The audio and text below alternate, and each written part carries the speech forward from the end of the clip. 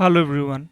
In this video we are going to look at all the questions of class 10 English chapter 2 Nelson Mandela Long Walk to Freedom. First of all, let us look at the oral comprehension sec of page number 18 and 19. Question number 1. Where did the ceremonies take place? Can you name any public buildings in India that are made of sandstone? Answer. The ceremonies took place in the lovely sandstone amphitheatre formed by the Union Buildings in Pretoria. There are many buildings in India that are made of sandstone. The Red Fort, Rashtrapati Bhavan, Hawa Mahal are some of them. Question number 2. Can you say how 10 May is an autumn day in South Africa? Answer. Autumn season means the harvest season that is associated with wealth and well-being. 10th May was an autumn day in South Africa because the day was celebrated as the inauguration ceremony of first democratic non-racial government. Question number 3. At the beginning of his speech, Mandela mentions an extraordinary human disaster. What does he mean by this? What is the glorious human achievement he speaks of at the end?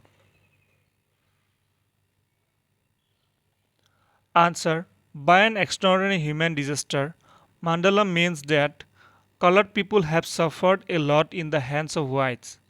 He considered it as glorious human achievement because a black person became the president of a country where the blacks are not considered as human beings and are treated badly. Question number 4. What does Mandela thank the international leaders for? Answer. Mandela thanked the international leaders for having come to take part in the historical event with the people of their country, as it was a common victory for justice, peace, and human dignity. Question number 5. What ideals does he set out for the future of South Africa? Answer. Mandela set the ideals of liberating the people of South Africa from the continuous bondage of poverty, deprivation, suffering, gender, and other discrimination. Now, let us look at the oral comprehension sec of page number 21. Question number 1. What do the military generals do? How has their attitude changed and why? Answer. The military generals saluted Mandela and pledged their loyalty. Their attitude has changed towards the blacks because of the struggles and sacrifice they have made for the freedom of South Africa. Question number 2. Why were two national anthems sung? Answer. The first non-racial democratic government was formed by both the whites and the blacks. Both had their separate national anthems. So in the inauguration ceremony of the newly formed government, both the national anthems were sung in order to give equal honor and recognition to all. Question number 3. How does Mandela describe the systems of government in his country in the first decade and in the final decade of the 20th century? Answer. In the first decade of the 20th century, the white-skinned people of South Africa patched up the differences and elected a system of racial domination against the dark-skinned people of their own country. In the final decade of the 20th century, the earlier system has been overturned forever. It is replaced by a system that recognizes the rights and freedom of all people regardless of the color of their skin. Question number 4. What does courage mean to Mandela? Answer. According to Mandela, courage does not mean the absence of fear, but the triumph over it.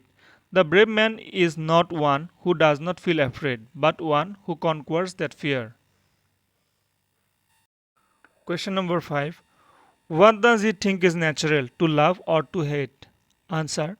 Mandela thinks that love is natural because if people learn to hate, they can be taught to love. Love comes more naturally to the human heart than hate.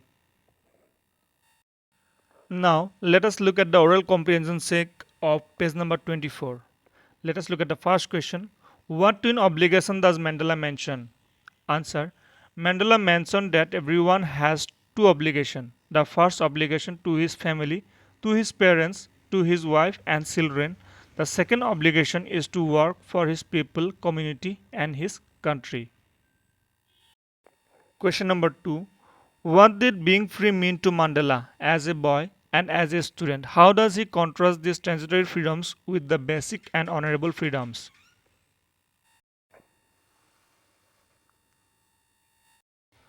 Answer.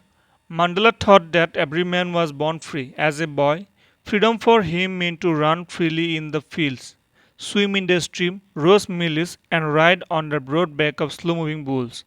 As a student, he wanted certain transitory freedoms only for himself to stay out at night, read what he pleased, and go where he chose. Question number 3.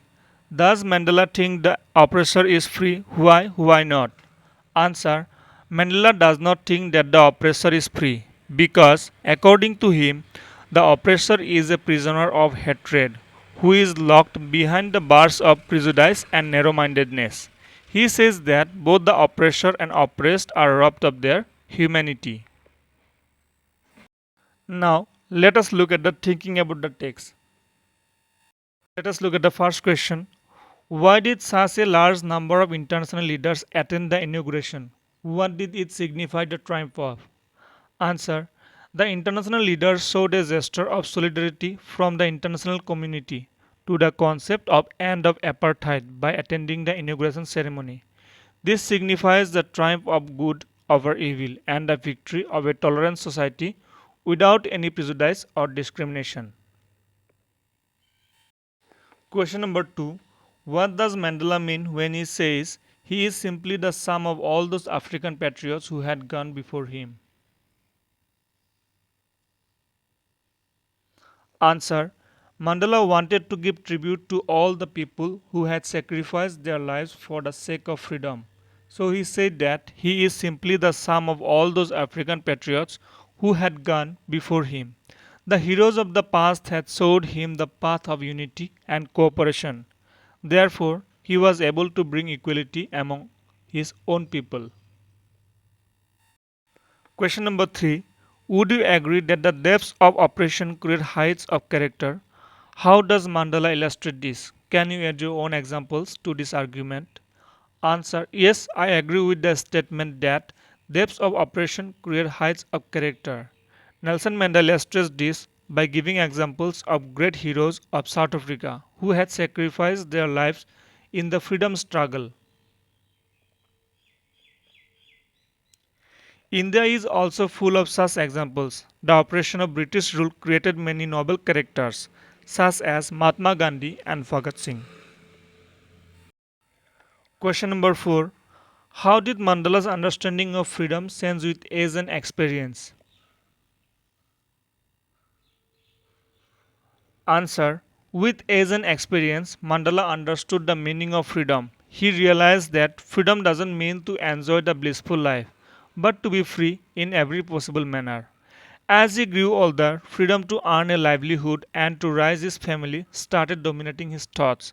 He slowly understood that the freedom of all blacks had been curtailed, so he worked for the freedom from fear and prejudice. Question number 5. How did Mandela's hunger for freedom change his life? Answer. Mandela had realized in his youth that it was not just his freedom that was being curtailed, but the freedom of all blacks. Thus he joined the African National Congress, and the hunger for his own freedom became the greater hunger for the freedom of his own people.